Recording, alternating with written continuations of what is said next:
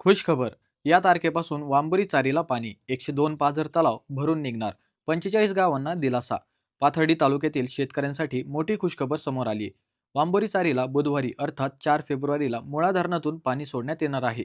पालकमंत्री राधाकृष्ण विखे पाटील, माजी खासदार डॉक्टर सुजय विखे पाटील यांच्या माध्यमातून शेतकऱ्यांच्या हस्ते कळ दाबून पाणी सोडण्यात येणार असल्याची माहिती जिल्हा सहकारी बँकेचे संचालक अक्षय कर्डिले यांनी दिली.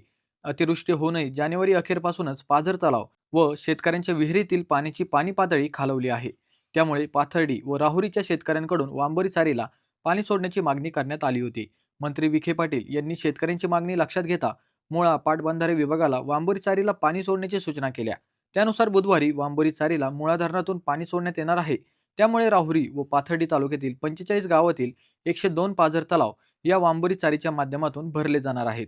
त्यामुळे आता ऐन उन्हाळ्यात पाथर्डी तालुक्यातील 45 गावातील शेतकऱ्यांचे कल्याण होणार आहे. हजारो एकर जमीन सुजलाम सुफलाम होणार आहे.